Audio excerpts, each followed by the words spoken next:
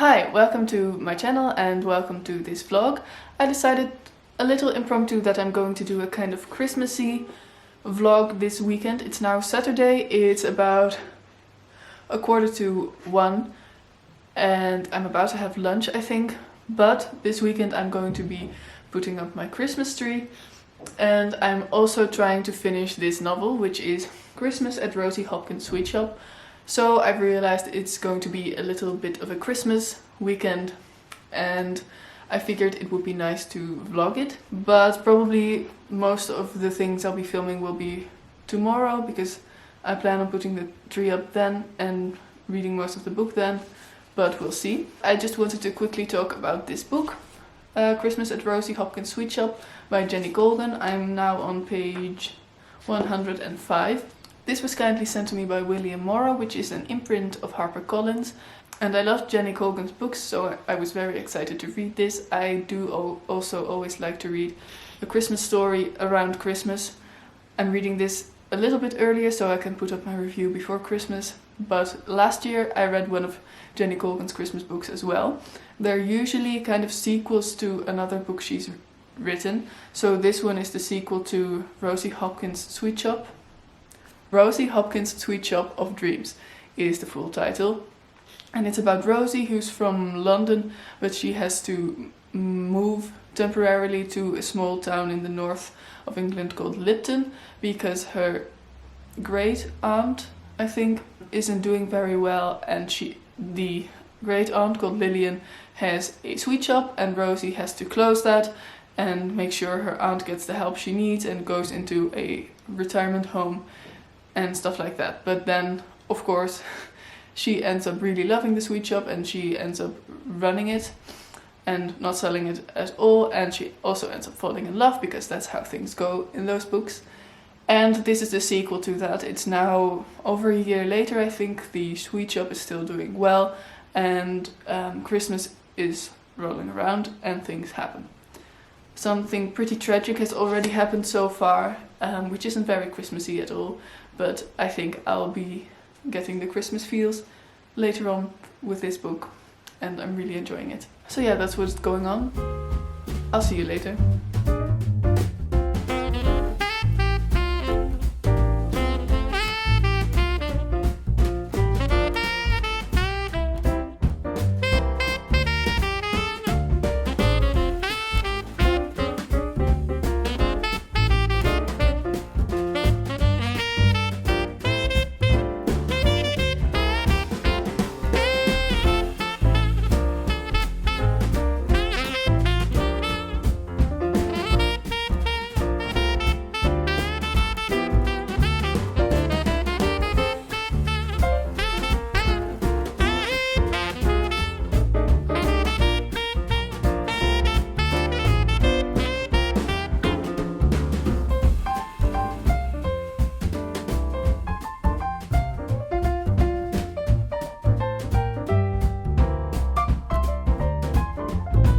Now Sunday, I just had lunch like you saw and I watched the first episode of a new Christmas show on Netflix. It's a Norwegian show, so I have no idea how to even pronounce the title and I don't think I even remember it.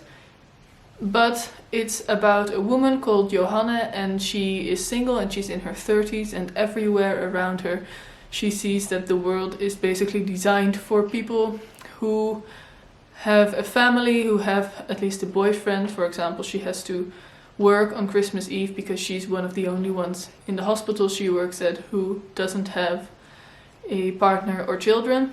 So by default she has to take that shift. So it's about her trying to find someone before Christmas because she has told her family that she has a boyfriend, so they would stop nagging her about it. So that's an interesting premise. I really like the first episode and I'm excited to watch more. But now it's first time to put up my Christmas tree. I've got the tree over there in that box. And here I've got my bag full of Christmas stuff. It even is a Christmas bag. I completely forgot about that, but there's a reindeer here. And it says, "Oh, the weather outside is frightful, but this bag is so delightful." And basically the only reason why I started filming this clip is I'm wearing my Christmas sweater. It says "Rocking Around the Christmas Tree" and is really soft and a little bit glittery, and I love it, and I'm probably going to be wearing it for the entirety of December because that's what happens with this Christmas tree and me. Let's make this room a little more Christmassy. Cue the montage.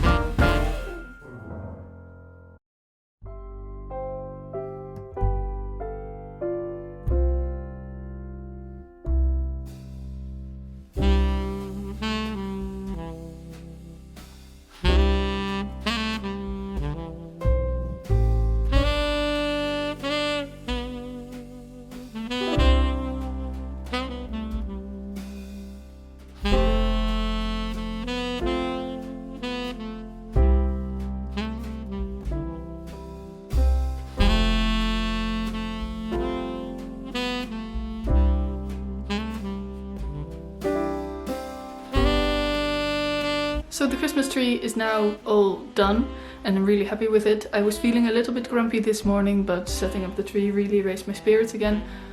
The Christmas spirit to be exact. And it just looks so cozy. I always wish I could keep the Christmas tree up all year because I just love the little lights and the baubles and stuff. But then again, putting it up in December is always a special moment. So now it's time to start the bookish part of this vlog, which is finish Christmas at Rosie Hopkins Sweet Shop. I don't think I'll be able to finish it, to be honest. I did say that was the plan for this vlog, for this weekend, but I think I still have over 200 pages to go. I have less than 2 hours to read because this evening my parents are coming over for dinner and they'll be arriving at 6 at the latest, and it's now almost 4 o'clock. But I'm just going to try to get as far as I can, and I'll update you when I have to stop reading.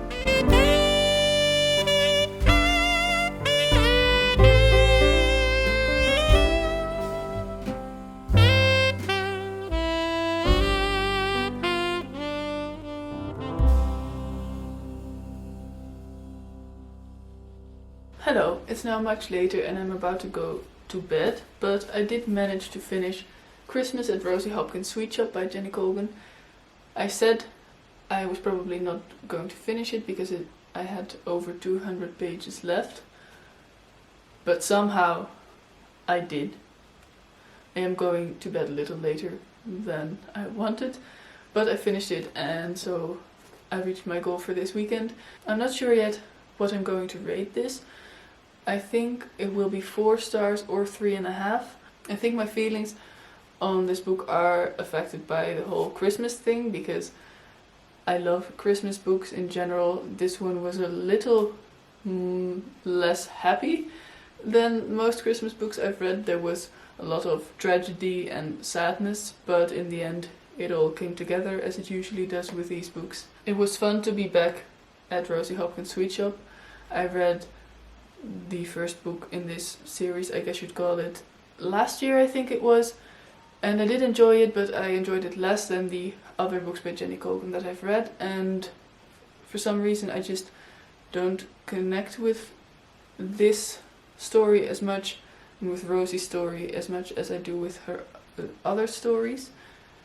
But it was fun to read this nonetheless. I always liked Jenny Colgan's books, and it was also just a lot of fun to have this be part of my Christmas themed day. That really influenced my experience of it as well, I think. One thing that always strikes me as a little bit odd in Jenny Colgan's books is that she switches between perspectives a lot, and not just from chapter to chapter, but within chapters and sometimes even within paragraphs. 1 second you're seeing things from Rosie's perspective, and then 2 sentences later you're seeing what her great aunt Lillian is thinking, or her friend Tina, or whoever. And I'm not saying I don't like that per se, but it did strike me as a little bit odd, like I said. But anyway, that's where I'm going to leave this vlog. This was my first daily vlog, and I did enjoy it to just vlog for one day and then be done with it.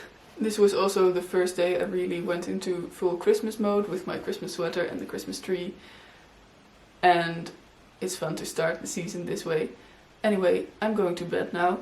Have a wonderful day whenever you're watching this. Bye!